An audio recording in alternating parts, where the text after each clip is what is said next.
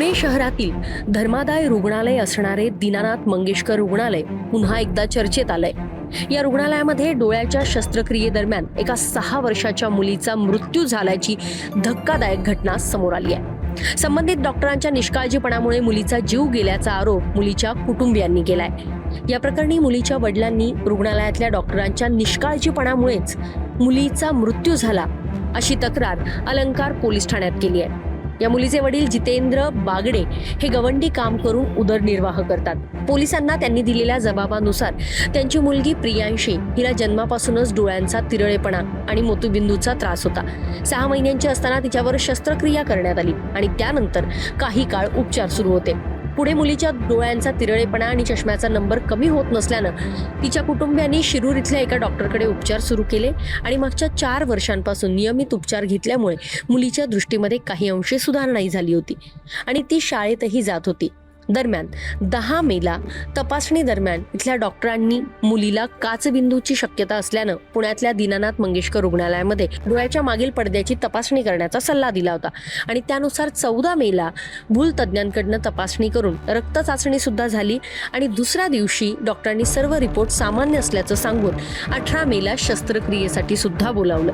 18 तारखेला ही प्रियांशी शस्त्रक्रियेसाठी ऑपरेशन थिएटरमध्ये दाखल सुद्धा झाली। कुटुंबियांच्या म्हणण्यानुसार यावेळी मुलगी पूर्णपणे व्यवस्थित होती, मात्र काही वेळानंतर डॉक्टरांनी मुलीच्या तोंडातनं रक्त आल्याचं आणि हृदयाचे ठोके बंद पडल्याचं सांगितलं आणि त्यामुळे तिला तातडीनं अतिदक्षता विभागामध्ये हलवण्यात आलं। उपचार सुरू असताना 8:30 वाजता मुलीचा मृत्यू झाल्याचं डॉक्टरांनी कुटुंबियांना सांगितलं। या घटनेनंतर डोळ्याच्या शस्त्रक्रियेदरम्यान अचानक हृदयविकाराचा झटका कसा आला, तोंडातनं रक्त का आलं, मुलीमुळे काही झालं का, असे अनेक प्रश्न विचारल्यानंतरही डॉक्टरांनी स्पष्ट उत्तरं दिली नाही असा आरोप तिच्या नातेवाईकांनी केलाय। आता या प्रकरणी अलंकार पोलीस ठाण्यामध्ये तक्रार दाखल करण्यात आली आहे आणि पोलिसांकडून या संपूर्ण प्रकरणाचा तपास सुरू आहे। दरम्यान या संपूर्ण प्रकरणाबाबत शिवसेना ठाकरे गटाच्या नेत्या सुषमा अंधारे यांनी पुन्हा एकदा रुग्णालय प्रशासनावर काही प्रश्न उपस्थित केलेत। पुण्याच्या दीनानाथ मंगेशकर रुग्णालयामध्ये 6 वर्षाच्या नगर जिल्ह्यातल्या प्रियदर्शनी बागडेला डोळ्याची शस्त्रक्रिया करायची म्हणून दाखल करण्यात आलं। रुग्णालयाने सगळ्या तपासण्या केल्या, तपासण्या नॉर्मल आहेत असं म्हटल्यानंतर शस्त्रक्रियेसाठी तिला शस्त्रक्रियेच्या दालनामध्ये घेऊन जाण्यात आलं।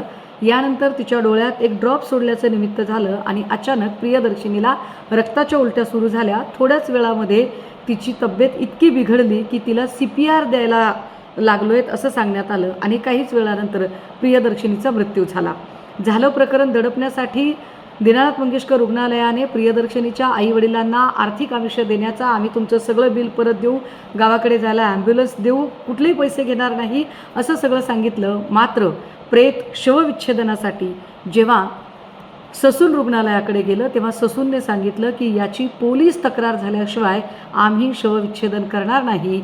पोलिसांचा ज्यावेळेला रोल आला तेव्हा पोलिसांनी सांगितलं की शवविच्छेदनाचा रिपोर्ट येऊ द्या, मग आम्ही याच्यामध्ये गुन्हा दाखल करू। होय, हे तेच दीनानाथ मंगेशकर रुग्णालय आहे ज्या रुग्णालयामध्ये तनिषा भिसेचं बाळ गेलं आणि आरोग्यमंत्री प्रकाश आंबेडकर काहीही करू शकले नाही। हे तेच दीनानाथ मंगेशकर रुग्णालय आहे ज्या रुग्णालयामध्ये काहीच दिवसांपूर्वी राष्ट्रीय स्वयंसेवक संघाचे सरसंघचालक श्री मोहन भागवत हे उद्घाटनासाठी येऊन गेले होते। या दीनानाथ मंगेशकर रुग्णालयाला तनिषा भिसे प्रकरणात प्रकाश आंबेडकरांनी काही विचारणा केली नाही। किमान या प्रकरणात महिला बालकल्याण विकास मंत्री आदित्य तटकरे जाब विचारतील का? ज्या पोलिसांनी गुन्हा नोंदवायला टाळाटाळ केलेली आहे त्या पोलिसांच्या प्रती काय गृहमंत्री काही कारवाई करतील का? आफ्टर ऑल रुग्णालयाचं नाव दीनानाथ मंगेशकर रुग्णालय आहे म्हटल्यावर पोलीस आणि सगळ्या यंत्रणा हाय अलर्ट मोडवर गेल्या असतील, पण म्हणून गरिबाचा जीव नसतो का? दरम्यान या संपूर्ण प्रकरणाबाबत रुग्णालय प्रशासनाचं नेमकं काय म्हणणं आहे तेही पहा। ही घडलेली घटना अत्यंत दुर्दैवी आहे, याची रुग्णालय सखोल चौकशी करत आहे। या संदर्भातील सर्व कागदपत्र आणि माहिती आमच्याकडून पोलीस तसेच ससून रुग्णालय प्रशासनाला उपलब्ध करून देण्यात येत आहे। याबाबत माहिती देताना आम्ही पारदर्शकता आणि उत्तरदायित्व जपत आहोत। आता या चिमुकलीच्या मृत्यूनंतर अनेक अनुत्तरित प्रश्न समोर ठाकले। या चिमुकलीच्या मृत्यूनंतर आता अनेक अनुत्तरित प्रश्न समोर उभे ठाकलेत।